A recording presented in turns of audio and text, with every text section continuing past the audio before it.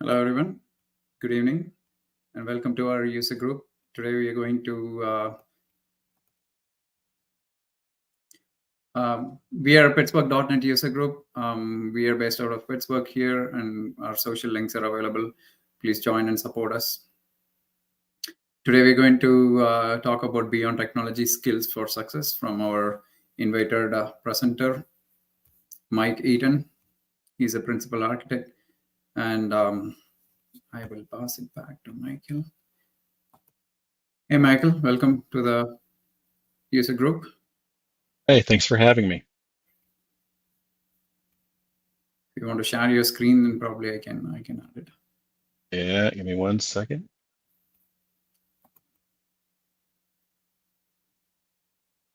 Okay, now I gotta switch back. I'm doing this from both my iPad and my Mac.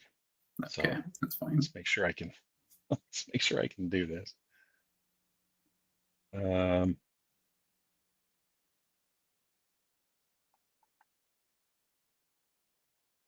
That. Sure. Yep. Okay. I'm not sure what you can see, but I did just I share. can see the PowerPoint. Is this the window you were expecting? It's not the window I was expecting. Okay, try the other one then. Yeah, okay. Hold on. Oops.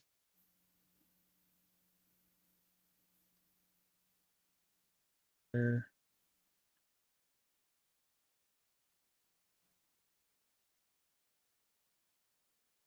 Apologies, folks. We had some technical issues with my There we side, go. and there should be. There we go. Can you see the title slide now? Yes, we do. Thank you, Mike, and taking for time and talking through this. Welcome again to the user group. Thank you. Thank you for having me. This is one of my favorite talks to give. So thank you for allowing me the opportunity to do it again. My name is Mike Eaton. I'm a principal consultant with a company called Improving. I will talk to you a little bit about them at the very end. I'll try to hold off on that until the end. So I do want to talk a little bit about the background of this talk. So I'm entering my 30th year of being a professional software dev. And for the last several years, I've just had this question that I've been trying to answer. I'm not sure I'll ever come up with a good answer, but and I've been trying to figure out like what makes a good developer a good developer? What makes a good technologist a good like there's something that people do, and I don't think it has to do with technology. So I thought back over a long period of time, and all the people that I've had the privilege of working with and working around and thinking about the things that they did and the things that made them stand out. And that's kind of what I want to talk about today is some of that. And this actually started out as a blog post because I was working on a project and there was another developer on the project who he took an approach that was not what I think was a good approach. Not necessarily about the code, but he was very much about, hey, I'm a senior developer and you should listen to me. And he would say this to the more junior people on the team, like he was special because he had the title of senior, right? And I thought about that, and it really just didn't sit well with me. So I started writing a blog post, and it really started being like, what makes the senior developer? And then I realized it doesn't really have to do with being a developer or a senior developer at all. So then it transitioned into what makes a good developer. And then the more I got into the topic, the more I realized this has nothing to do with any of that. Like what are things that can make you better at whatever job you're doing? And so that this one of those this kind of where this all came from. And so this is even probably the third or fourth iteration of this particular talk is my own thoughts mature around it, and I experienced talking to other people and getting some new ideas. So that's where this came from, and that's what we're going to talk about. Um, there's a great book called The Passionate Programmer, written by a man named Chad Fowler. It's a fantastic book. I would show it, but it's probably going to blur when I do. but look it up. It's several years old. I think it was published in 2009. I Hey, recently Mike, reread. Yes. sorry to interrupt. Like, can you remove that bar up top on your Oh, screen? this If you one. don't Yeah. mind. Yeah, So, thanks, man. oops. Ah, nope. There we go. Yeah, that's perfect. Thank you very much. Okay. Yeah, no worries. So in this book, I recently reread it. Um, Fantastic book. And one of the things that Chad talks about in this book is this idea of being remarkable. And so he wrote this in 2009. And then I recently read another book um, called The Personal MBA by a man named Josh Kaufman. And he talked about the same idea of being remarkable. And so I've been thinking about that a lot. And what does that mean? What does it mean to be remarkable at your job or just in general? Um, I think that's one of those areas where I've probably struggled over the years of thinking of it in these kinds of terms. But I kind of boiled these things down to a few things. Now, this talk used to be called something like the five tips to excel or something. Um, so this really there's probably five or six, seven things maybe that I want to talk about that I see uh, probably the best developers, the best people that I've worked with, the things that they do. And the first one to me, and this is really important, is this idea of writing. And we're going to talk about them. I'm going to approach writing from several different points of view, and but they all kind of tie together. So day to day, we all work in a variety of things. I know I do. I've juggled multiple clients before, or just different things that I'm working on. And a lot of times we're forced to context switch. So it's like where did I leave off? Or we're working on something and then we have a holiday, or we're working on something and we take, a 2 week vacation and we have to come back and pick up where we left off. Or sometimes you're pulled into a meeting and need to talk about the things that you've been working on. And there's only so much, for me at least, there's only so much I can kind of keep in my head. And we come up with ideas, we finish a task, we start new tasks, we get interrupted, we start again, we take a long time to restart, we don't remember where we left off. And so I've got another book. Um, I bought this book sometime in the 90s. But it's an academic book. It's like a textbook. It's called the A Discipline of Software Engineering by a man named Watts Humphrey. Excuse me. And in this book, he talks about a personal software process. Now, if you were to look at that book today, it's very dated. It feels like a book from the 90s. Lots of paperwork and lots of like little forms he had, you filled out to kind of keep track of things. But I was thinking about this idea of a personal software process, and that we all tend to have something. We all approach, if we have to start a new project, we each have our own way of doing it. But one of the aspects of that I was thinking about, again, tying it back to being remarkable and all these things, is this idea of estimation, this idea of learning from our mistakes, this idea of, we talk about doing retrospectives and we talk about those things. But as an individual developer, one of the things I started doing, let me look at the date in this one. I started doing this a couple years ago. Uh, I had always kept some kind of journal, and we'll talk about that in a little more detail here in a few minutes. But I started a couple years ago keeping what I call my developer journal. And because I realized that, as I was working on a project, that if someone came to me and said, "Hey, do you remember that thing you did 2 weeks ago?" No, I don't. I can go back through commit history and figure out what I did, but there's a good chance I've moved on. I don't necessarily remember the details. So I started keeping this. This is just a Moleskine that I've had. Um, and so I started keeping track on a project that I had just started, kind of everything that I was doing, not in a terrible amount of detail, but enough to where if I did step away for a day, or if I did go away for, a few days, um, you know, even as I was kind of context switching between things during the day, I could say, hey, this is where I left off. Um, I would keep things in this, like, here are some initial estimates I had on some tasks, and then I would come back at the end, after they were done, and I would say, okay, how close was I in terms of those estimates?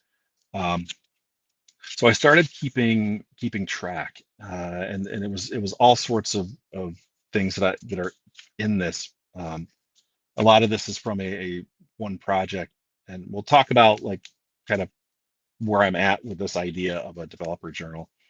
Uh, but it was, in effect, here's one, 4-day weekend ahead. When I get back, here are the things I need to do. Um, all sorts of things like that. So this is one of those things that, just for me, just to be able to step away, to be able to come back, open this up. And there are things I do on the technical side, right? Sometimes I'll leave a broken test, and that will kind of spur me to where I need to be. But I like to write things down. I like to know kind of where I started, where I'm at, where I'm going, and be able to refer back to that. So I think that's kind of important. Um, so when I'm thinking of writing things down, I'm thinking, number one, of me and my work. So this is kind of the selfish piece of, like, kind of keeping myself on track. But there's this idea too of the bus factor. And I know some people don't like that idea of a developer goes out and gets hit by a bus. I was talking to someone once in one of my talks, and we were talking about this concept of you know this, and he said, I've got a better story. He said, I worked with a developer who went out to lunch one day, bought a lottery ticket, and won. And I think that's probably something that would be awesome. I guess that'd be kind of cool. But he didn't get hit by a bus. But guess what? He disappeared. Like, if you win a certain dollar amount, there's a good chance you're not going to come back to the job you're at. Um, but what I like to think about here is, I don't necessarily want to be a single point of failure on my team. Um, you know and this comes to all sorts of things, like, if I decide to leave, if I do get hit by a bus, if I get sick, if I'm incapacitated in some way. um, I want to have things documented. So there's my developer journal, which probably no one will ever see. But there's other ways of documentation. I'm a huge fan of documenting right in a repo. Just have a README file of, like, here's everything you need to know about this project. It's not day-to-day stuff. It's not, I worked on this task or that task. It's more like, here's my knowledge of this project. Here it is in one place. And that makes it easier if I move on, if I get promoted, or if I quit, or if I do something, then it's easier for someone else to get ramped up on a project. We do tend to be very, I know it's probably not the greatest practice to use, but I know a lot of companies, there are people who own a piece of software. Oh, go to Steve. He's the person you have to talk to about that particular app or that service, right? Um, and so, if all that knowledge is in Steve's head and something happens to Steve, then what happens, right? I mean, I've seen places where a critical piece of software was still running on some computer under someone's desk, and the original developer was long gone, and they knew nothing about it. They didn't know they didn't know anything. They didn't know kind of where the code lived. They didn't know how to manage this, so they would just leave it and hope that it didn't die. There's also this idea of, people tend to remember unfinished or incomplete tasks better than completed tasks. I worked on a team. I led the team. I was on this team where uh, the Scrum Master, actually, she was a business analyst, but so she would run our stand-ups, and one of the developers, probably one of the most brilliant developers I've ever worked with, she would ask him every day, "Hey, so and so," let's call him John. "Hey, John, what did you do yesterday?" Because she would do the three questions, right? What did you do yesterday? What are you doing today? Any roadblocks? And he would always say, "I don't remember." Um, and some of it was he was kind of goading her a little bit. He was kind of poking a little bit. Um, but it is true, right? People tend to remember unfinished or incomplete tasks better than completed. So for him to say, "What did I finish yesterday?" I don't remember, because his focus is on the things he still has to do. So again, another good reason to write things down. You also have to think about when it comes to that time for review. Um, you know, I know a lot of companies still do the yearly review, but some have been getting better doing more quarterly. And quarterly are much easier than yearly. But when your manager, boss, leader, whatever label you give them, comes to you and it's review time, can you talk about the things that you've done? Because a lot of times they don't know. I've led many teams that I wasn't necessarily part of their day-to-day work, but they reported to me. That's how it is now at Improving. I have some people who report directly to me, but we're not on the same projects.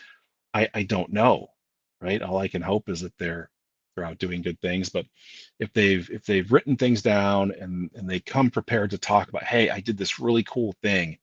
Um, here are my successes for the year. I think it's fantastic to have those types of things. And I know for the longest time I didn't. I would show up at a review and my leader would say, "Hey, so how did your year go? What did you do?" And I'd be like, dude, I don't remember. I was I'm caught up in the thing I'm working on, not necessarily remembering, even like I said, 2 weeks ago, much less 6 months or 8 months ago. So things like this are extremely valuable to me. Uh, and it's something that I would like more people to do, especially like the people that report to me. It'd be great if they came to me with, "Hey, here's this this written list that I've been keeping track of." And I know some people do. Some people will start a OneNote document or Evernote or whichever note app you're using, and they'll start at the beginning of the year and they'll just keep a running tally of, "Here's all my successes." I think that's fantastic. Uh, you know, in the end, um, you want to show yourself off a little bit, and not leave it up to your boss to figure it out, to make assumptions, to say, "Hey, here's what I think you did." Um, but I still get a giggle out of Dilbert. I'm not sure about you guys, but for for years I've read Dilbert and I laugh, and my wife, who is not technical, will read them and say, "What's so funny?" It's like you'd have to be there. You'd have to live this life to understand. Um, so we've talked about. I'll leave Steve up here for a second. We've talked about kind of writing things down at kind of that individual, like, what did I do? What am I working on? What are the things that I need to do for this task? Um, those types of things. We've talked about writing things down for your team to help onboard, to help transition, to help do those things.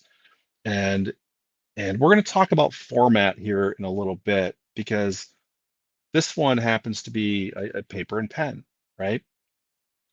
Um, but there are some times where it'll be, like I said, a markdown file in a repo. I think that's an appropriate place, or a wiki, or somewhere like that. Um, the next piece I really want to talk about is, if we look at all these people, what did they have in common? Um, and the bottom right corner, I'm just going to call it out just because that's the one people don't get. That's from Indiana Jones, from the Lost Crusade. But they all kept some kind of personal journal, whether it was Einstein or Tesla or Marie Curie or Da Vinci, right? They all kept some kind of personal journal. Now, there's lots and lots of good data, lots of research done on the benefits of journaling. And so I have this, again, I'm not sure how this will come through, but this is my personal journal. And this is, I think, the third one I filled up this year. This one's almost full. Um, and I tend to write. I've fallen off a little bit the last few weeks, but the bulk of this year, I've written 4 pages a day in my journal, and it's a pen, right? I use fountain pens because I like the way they write. and this is actually kind of a paper snob, so the paper is really nice. Much nicer than the Moleskine I use for the developer journal. My personal one's a little more personal, so that's what I use. But there are all these benefits to journaling, especially when it comes to things like even like gratitude. So when I say I write 4 pages a day, I tend to write the first three tend to be kind of just normal day to day. How am I feeling? What's going on? What's going on in the world? What am I worried about? And then I almost always write a full page of gratitude. Um, there's a great book out there called The Gratitude Diaries, and the author's name is I can't remember. Um, anyway, so she went on this year long experiment of gratitude, and so I've been doing the gratitude now. I've been journaling every single day since 2019, since late in the year 2019, and I the only times I've ever missed have been when I've been horribly sick or if I'm out backpacking with friends because this weighs too much and I don't and plus I hate to have it get ruined. So through the since last 5 years, I've journaled almost every single day. And that gratitude, it started out as just one thing. I would write one thing, something good that happened to me that day that I was grateful for. And then I would do a couple. And then once you've once you've done it enough, like it's just easy. So now knocking out a page of gratitude is pretty easy. Um, so I mean, a lot of times it's not like so. For example, when was this? This was August 18th. I'm grateful for a weekend of rest. I'm grateful I have nothing extra going on this week. Um, up until recently, I had braces on, and I said I'm grateful that I'm one day closer to my braces coming off. Um, so it's things like that um, that that I just do. And what I found is if I don't do them, if I miss days, I notice it. So I try to keep up as best as I can on it. Um, here's when I'm grateful for a trip out tonight for ice cream. This was just a few days after that last one I just read. Um, so, but this is the kind of stuff that I oh here it is. Hold on. So August 28th is when my braces came off. So of course there's a lot of gratitude about that. Anyway, it's important. And the other things that I journal about, the other things I write about, um, so there are times where I will take a belief that I have and I will attack it. And I will ask myself, why do I believe that thing? And I'll kind of play both sides of it and kind of figure out where did this belief come from? Um, and try to just dig in a little bit. A lot of political beliefs I do that with, right? Especially in times like now, times like we're rolling into this election here in a couple of weeks. But I try to just do this deep dive. I don't do it all the time, but there are times where it just hits and it's like I'm going to write about this today. And where I say there are times I'll write 4 pages a day, there are times I'll write 6 or 7 pages a day for periods of time because if I get caught up on a topic like that, it helps. So this is one of those things, probably the biggest. Uh, there's all my journals. This was taken last year, so add probably 3 or 4 more to that. Um, Hey, that Mike. bunch. Yes. Sorry to interrupt. I have a question from John. If you want to Yeah. take it now or you want to wait till the end. I could take it now. I can't see the way everything's set up. I can't see any chat and I can't see Yeah, so the anyone. So question is, have you heard of Pieces OS for developers? It's a code snippet management tool, pretty much a way to save your code and go back to it. I've not had a chance to use it yet, though. I have not heard of that. Uh, drop a link in the chat because I'd love to check it out. Hey, John, you heard it. Even I have not used it, so it would be interesting to share the link to the tool. So let's check with the community. Thanks again for asking. Yeah, great question. Um, so uh, anyway, journaling is really important to me. I have written a couple of longer blog posts about it. One of them, I get a lot of questions about, well, how do you get started? What do you write about? How long does it take? Those types of things. So I can drop a link somewhere, and if y'all are interested in reading that. But big picture, when I talk about writing things down or journaling, I don't care where you do it, right? You can see the bottom right hand corner is this journal with I think it's actually that same pen. Um, there are other things. There's Evernote. There's if you've ever seen a Rocket book, a Rocket book is essentially an erasable notebook. Um, what's cool about it is the app will allow you to scan and dump the notes into like an Evernote or a OneNote or whatever. Um, I've tried down in the bottom, you see that little command line tool. I've tried doing that. Um, that one didn't really work with the way I like to work. But that's like this little quick way to journal. The upper, all those little dots, I discovered a tool not long ago called LogSeek. And so I was at a conference earlier this year, and I gave this talk, and then a friend of mine went right after me, and he talked about knowledge management. He talked about using LogSeek. And basically what you do is like an Obsidian, right, where you can link your notes together. And so that's my graph. That's all my notes that I've taken, and all their things that are linked together. And there are some that are floating that aren't connected to anything, but I was using LogSeek really, really, I was using it all the time up until probably about a month ago. And then I fell off, and I was trying to figure out why I fell off, and I was gone for a few days. And so I was camping, so I didn't have a laptop. I didn't have anything. Actually, what I had, what I was writing on was a little waterproof write anywhere notebook. Um, that's what I was. So I came back, and it just kind of fell off. So that's one that I need to pull back in. But it's really handy that you can write notes and have them linked together and be able to come back to them. And I wouldn't use it for personal journaling, but I would use it for everything else. So uh, there's also a lot of research that says writing things down by hand helps you remember things better, all that. I tell you too, this has helped improve my handwriting. Um, I think we're losing that skill.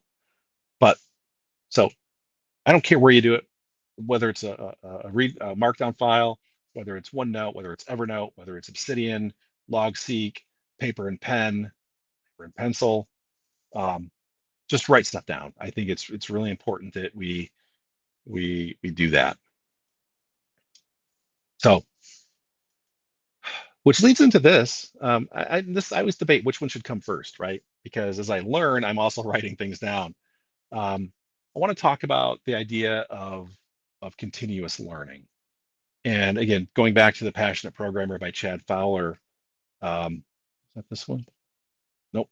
Um, he talks a lot about these same kinds of topics. But education requires both a teacher and a student, and many of us are often reluctant to be a student. And I love that quote. A lot of times we get stuck in this, like, I already know everything I need to know about this topic, or I know. Don't stop bugging me about it. But I think it's important that we do everything we can, especially in this industry, in this business, in this profession, where things change so fast, where things change so frequently. Uh, we can't sit back. Look, if I sat back on the things that I started out knowing 30 years ago, I, I wouldn't have gotten very far. So I'd still be working on some Visual Basic 3 code or something. Um, but it's important to look at our careers one of the things I like to ask people is, who owns your career? And when because I'll hear people say, you know, I learn everything I need to know at work. I learn everything I need to know on the project that I'm on. And yes, I guess to a point, but I like to go a little further and learn and continue my learning. I asked this question on LinkedIn. It's been a couple years ago. I should probably do it again because I thought this was an interesting. Um, it was interesting. The results were kind of not what I expected. So, how often do you spend time on professional/career development? I do not mean the mandatory security training, the mandatory, if you work for a public company, you know what I'm talking about, all the insider trading. I'm not talking about that. I'm talking about the skills you use every day. How often are you spending time on those skills? Um, whether it's programming languages or the technology behind it. That's the question I'm asking here. And again, I don't care if it's in person, I don't care if it's online courses, books, videos, conferences, whatever. And this was the results. And I know you're looking at this going, well, how many people was this? I don't remember. I'll do this again and I'll actually show more of the data. But I was surprised at the once or twice a year. And people left comments on this post. And they were like, yeah, my company sends me to a conference once or twice a year. And that's the extent of their professional/career development. And I think that's a shame. Um, try try not to be too judgmental, but you know, is that a person I want to work with? And people who said, hey, I quarterly, right? And I'm assuming the same kind of thing, right? Maybe once a quarter they go to a conference or they go to a meetup, and then monthly, and then the weekly or more often. So the way I look at this is I don't think there's a day that goes by where I'm not doing something. And whether because I read a lot, so whether it's reading, whether it's watching a quick video on YouTube, whether it's hitting MS Learn and reading an article in MS Learn about how to do something, right? I think to me it's an everyday thing. One of the things that has occurred to me is we're never taught, at least here in the US, we're never taught how to learn, right? We are 4 or 5, we are picked up, plopped into a classroom, and then we are basically talked at for the next 13 years. Now, that's not every teacher, that's not every case, but that's in general, that's what happens. No one talks to us about how we learn, about how our brains work, about how we process information, about how we remember things. And I think that's a shame. So several years ago, I ran into this great course on Coursera called Learning How to Learn by Barb Oakley, who wrote 2 of the books that are up on the screen. I think she still is a professor at University of Michigan, Dearborn. Um, it's a great class. And she really talks about how the brain works, how we learn things. And so A Mind for Numbers was the book that kind of backs up that particular course. And then she wrote Mind Shift, talking about those things. Ultra Learning is a fantastic book by Scott Young, where he talks about it's things like I'm traveling to um, Japan next month. I want to be fluent when I get there. How can I do it? Or, you know what? I want to take the open source, Harvard courseware, and I want to essentially do it in, a quarter of the time they say it should take, right? To get a computer science degree, right? Using all the open classes they have. He talks about those types of things. I think it's fantastic. And then, of course, we all have, um, I won't say we all have, but there are things like Pluralsight. There's things like Udemy. There's definitely YouTube. YouTube has gotten to be so much better than it used to be. There's some good content out there. Even Twitch streams. If you ever get a chance, go out to Twitch and try to catch Jeff Fritz, C Sharp Fritz. He's fantastic. He's a great teacher. Um, but there's all these things and places that you can go. But I would recommend reading some of these books or the audio or watching the course and understanding how we each learn. I think those are fantastic. And what I ask of my developers, the people who work with me and potentially for me, is just be better than you were yesterday. Like that's it's I'm not what I don't uh push is you have to spend hours and hours and hours every day. No. Like if you were to learn one little thing every day or close to that, I think that's a fantastic thing. Um, but that's what I strive. I always strive to be better than I was yesterday. Like I said, I read a lot, and I've always loved this quote that not all readers are leaders, but all leaders are readers. Um, and I know not everyone likes to read. I do. Um, I have exceeded my goal this year. I think I'm on 55 books so far this year, and that's a mix of fiction, nonfiction.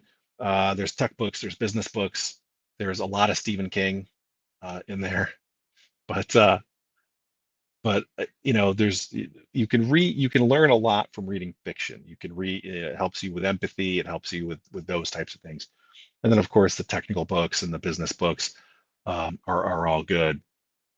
Especially for me as a leader, it helps because I know that that's something that always needs to be worked on.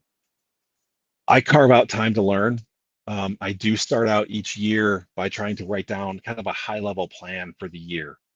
And this isn't super detailed, but at a high level, it's like I want to I want to know more about Go or Rust or large language models or things like that. Um, and it's not super detailed. It just gives me a general direction I want to head. And then I make adjustments along the way. Like if I start learning something and go, you know what, Go might be cool, but I'm never going to use this, then I might switch gears into something else. And I like to tell people to carve out the time to learn that you can. Now, I understand we're all in different situations. My kids are grown, right? I don't have to worry about little kids. Um, but to me, when I talk about this, and I've had this question come up of like, well, I don't have hours to spend. Well, no, look, while you're waiting for the next meeting to start, pick up a book, read a couple pages, uh, watch a couple minutes of a video on YouTube, anything, right? Work on a kata between meetings. Work on do those types of things. It doesn't have to be a lot, but it will all add up. And so I just saw some influencer somewhere posted on I think on LinkedIn yesterday that they will block off learning time on their calendar. They'll block off an hour or two. I'm not sure how often, but maybe once a week. But they'll block that out. And I know some companies will give people that kind of time. I worked for a company in Detroit, Quicken Loans, which is now Rocket Mortgage, and they would give us time. It's like that Google 20% time, right? Where for so many hours per week you can kind of work on what you want or learn what you want, and I think that's fantastic. um, so I'm saying look at your time, look at the time. If you find yourself doom scrolling on your phone and flipping through Instagram or whatever, uh, maybe that's a good sign that what maybe I should be looking at something else. But I also understand you need that downtime too. I tend to Um, I'll I'll flip over to a game on my PC or even on my phone and play for a little bit just because you need a break every so often. So I've talked about writing things down. I've talked about this idea of continuous learning. I want to talk about sharing. I think sharing is so important. Um, so little meta here. This is me giving this talk at a conference. Now I'm not saying when I talk about sharing, some people will immediately go to I don't want to get up and give a talk anywhere. I don't want to do that. I'm not saying you have to do that. Uh, but I think every single person that I talk to, whether you're a fresh developer boot camp grad, or whether you've been doing this for 30 years, or whether you're a scrum master and it doesn't matter. I don't care. You've got something to share. You've got your experiences, you've got your um, the knowledge you have. So share your knowledge, and you can mentor or coach others. And explaining things to others is a great way to reinforce your own knowledge. So do things like, if you can, do like a lunch and learn at work. And it doesn't have to be, and this I tell people this all the time. Like when I'm talking to like I run a meetup here in Columbus, Ohio, and there are people who are like, I kind of want to get up and give a little talk. I'm like, it doesn't have to be an hour. It could be 5 minutes. It could be 3 minutes, right? There could be a lightning talk. It doesn't have to be that. Um, but you don't have to do these bigger things. Chad Fowler, back to the passionate programmer. Try to teach someone, teach a junior, teach someone something, because it forces you to understand it better.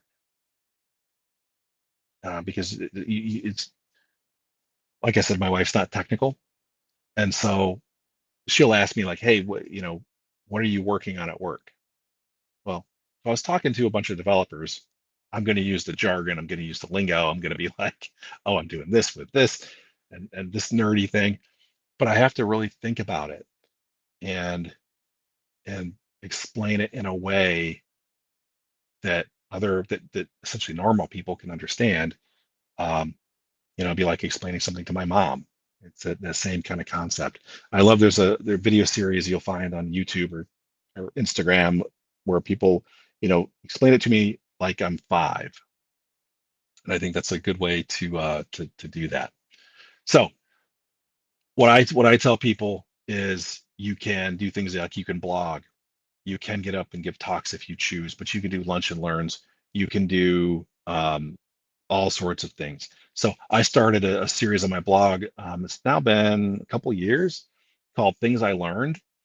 And I mean, I preface every one with uh, something to the effect of, y'all probably think I'm dumb, but I just learned this. Because it's like, you know, things that I wanted to know. Like for one time it was, I run a Mac. So I'm on a Mac, and I thought, I'm at the terminal so much. How can I control Spotify from the terminal? So I figured it out and said, oh, cool. Um, I was a Windows user for years, and if I was at a command line, right, and I'm in a certain folder, I could type Explorer dot, and it would open up an Explorer window in that particular folder. Cool. How do I do that on a Mac? So I figured that out. And those are things, but there tend to be very short pieces that I learned this. And my hope is that when I've forgotten it and I Google it, I'll be a top hit. Um, but I'm hoping it can help other people.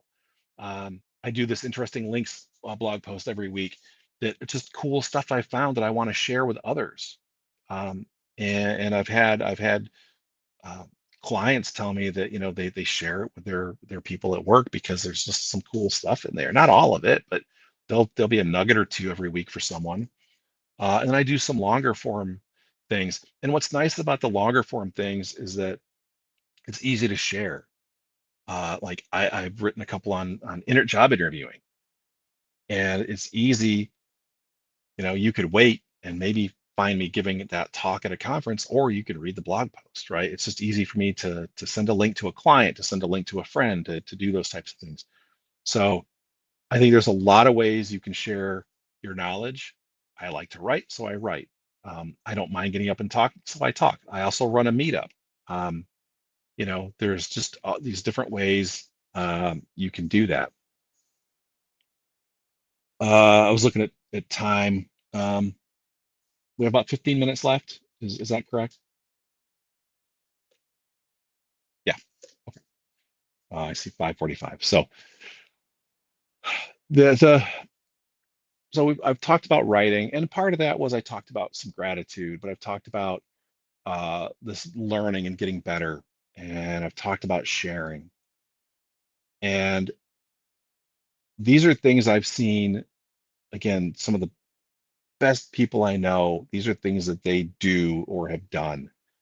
Um, and I'm just grabbing on, going, I'm gonna do that too.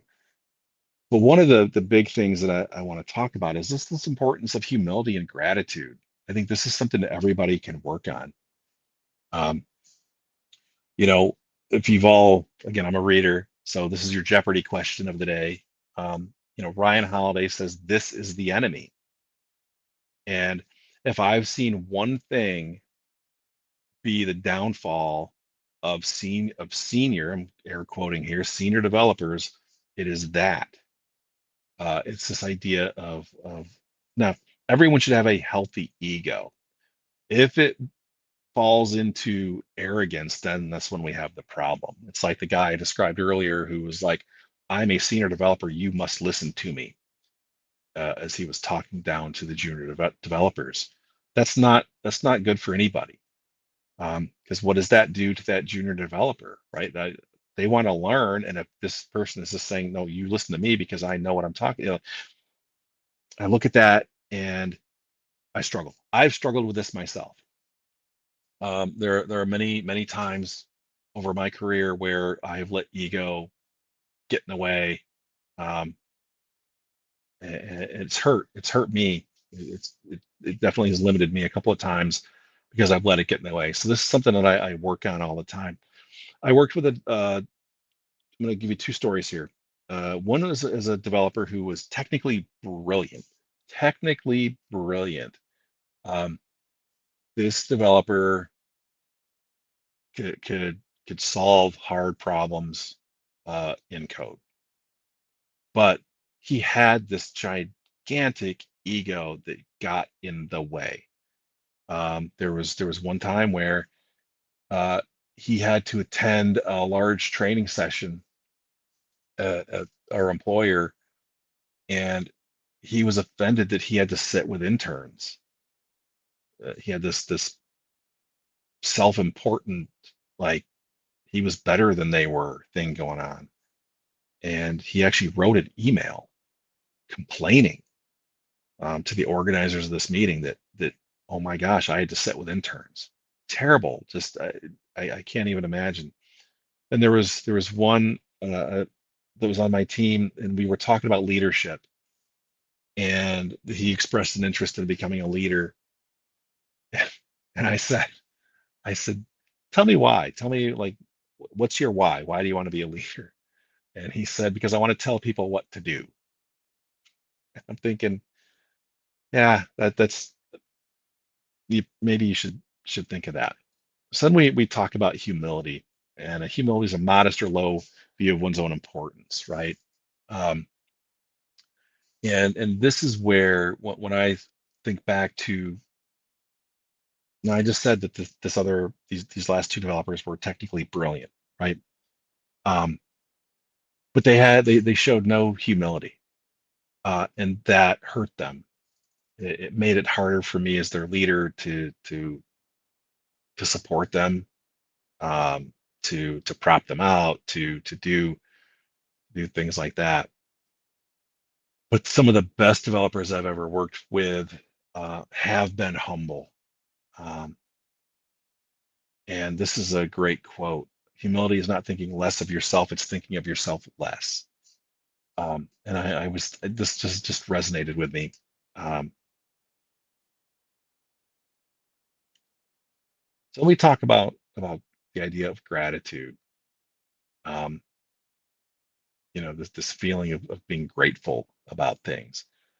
And we've got in our teams channel, in our teams in teams at work, we have a channel for gratitude where people can show that gratitude to others. Um, I've had that probably two or three places now. One was an app people could go to and they could show gratitude that way. This way is we have a Teams channel. I think it's important to show gratitude, to tell people that you're grateful for the things they do, to express your gratitude towards them. But it's also, I think, important to just, like I said earlier, I can look out right now my office window, and I'm grateful for the blue skies, right? And the trees are turning colors, finally here in Central Ohio. So I'm seeing some brilliant color, and I'm grateful that I have this view. Um, and so but I just try to look at life that way. Um, Gratitude is a simple but powerful emotion. That means feeling thankful and appreciative for the good things in your life. Um, it's recognizing and valuing the kindness, help, positive experiences you've received from others. Uh, and like I said, it helps. There's this book, and I'll try to drop a link in before I'm done here, of the Gratitude Diaries, where she talks about this. And over the course of a year, she focused each month on a different type of gratitude, and the change it made in her. And like I said, I could tell you, if I skip it for any length of time, I could feel it. It helps me. Um, it's just good for mental health. Um, and I know this is a little kind of on the fringes, um, but when we talk about humility, when we talk about uh, those things, emotional intelligence does come into play. It's about how you handle yourself, how you handle relationships, and it's such a critical factor that I know a lot of people. I look at it, and it's one of those things where I've read like Emotional Intelligence 2.0, and when you read this book, the book itself is tiny, like the content is very short, and then you take an assessment, and I did this. I've now read this several times, taken the assessment several times over the years to kind of see where I fall, because it's not like a static thing. And I've taken it and I've looked at the results and I thought, oh, okay, there's a gap. And then the back half of the book, which is much thicker, are strategies for how do you improve. And I followed those, and it's helped. It's been very, very helpful.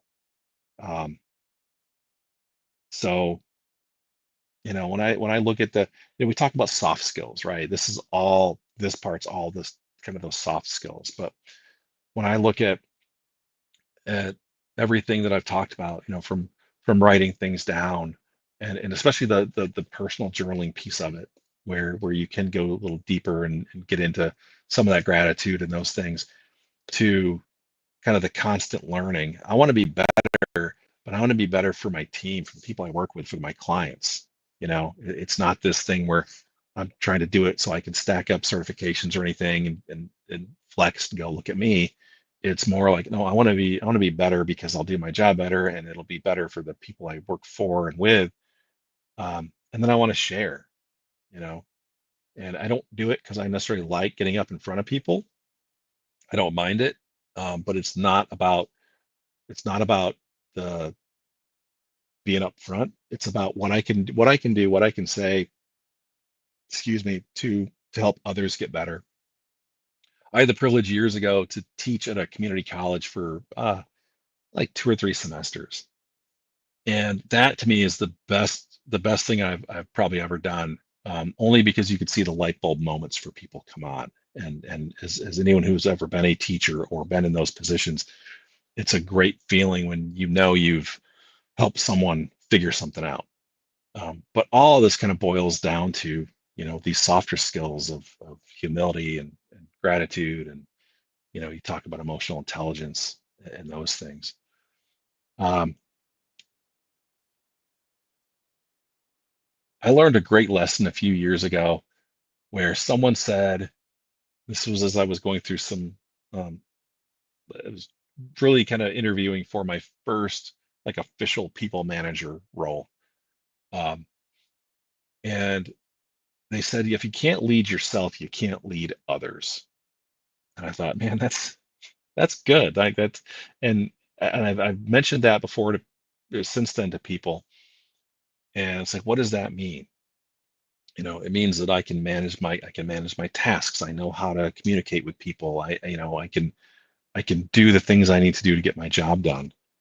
And I tell people, when it comes to leadership, you don't need a title to lead. Um, what you need is, to me, a desire to help others get better. To me, that's really what it means. I don't ever, I've never been a leader where I've been like, yes, I got this title. No, I don't care what the title is. I want to help people get better. I want to see them grow. I want to do those things, which means leading by example, which means going back to, if I can't lead myself, I can't lead others. So if I don't have my act together, if I don't have, if I can't go to a meeting and tell you uh, the things that I've worked on with some amount of detail, uh, or how long something's going to take, or any of those things, right? I want to have that data. I want to be able to say, I'm doing this. This is helpful to me. You should think about doing the same kinds of things.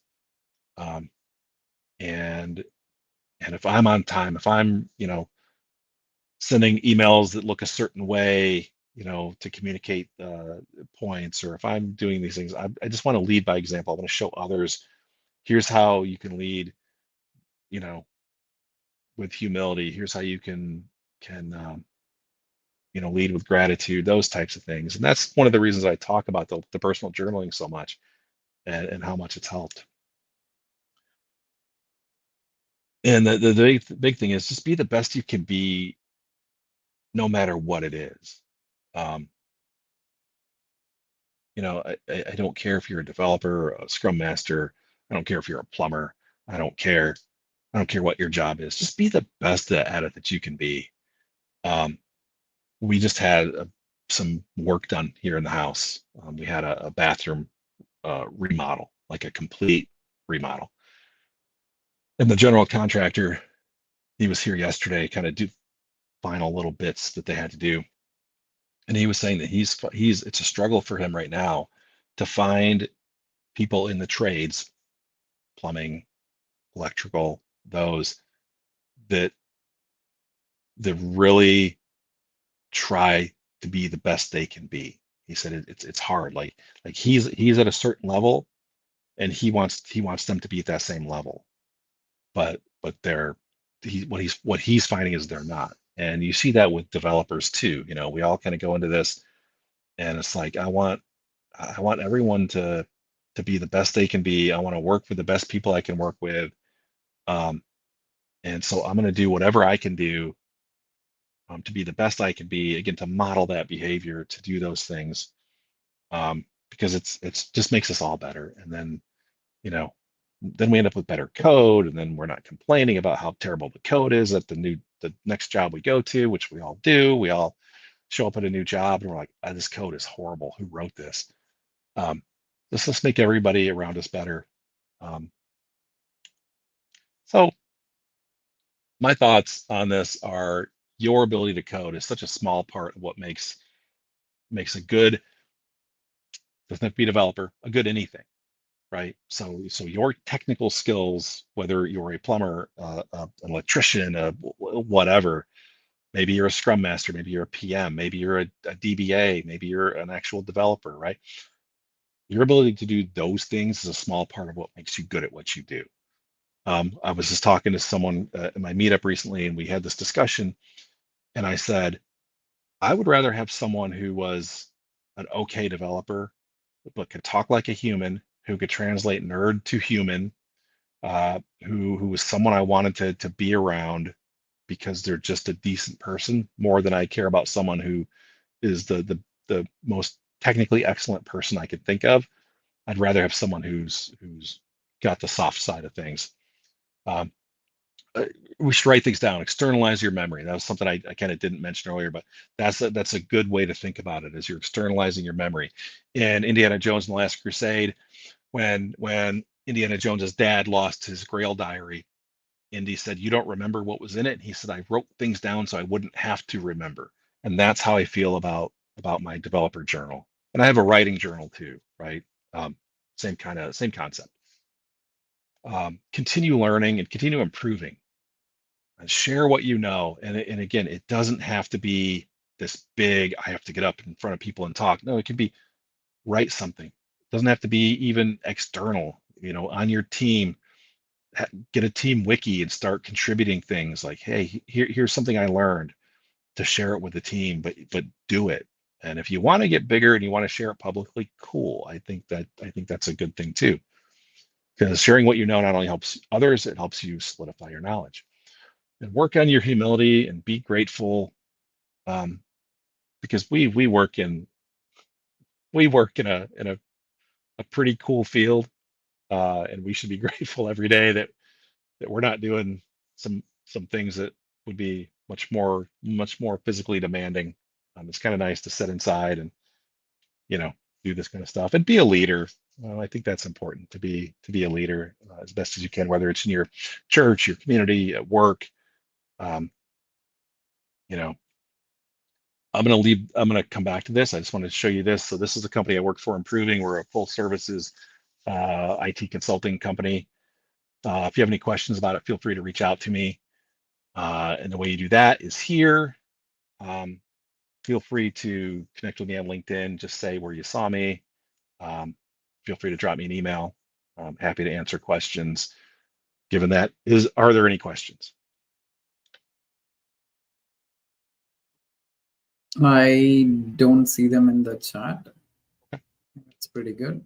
No worries. So that was an hour. So I got it. So thank you so very much for having me tonight. I hope this talk was helpful. Like I said, this is one of the more fun ones that I do. Any questions, let me know. Feel free to connect. Thank you guys so much. It's been a pleasure, Mike.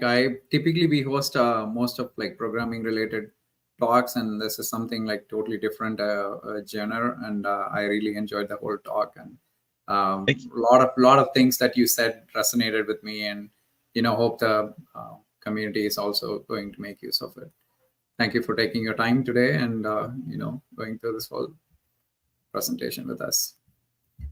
Thanks everyone for joining us, and we will see you next time with a new topic. Thanks all for joining us.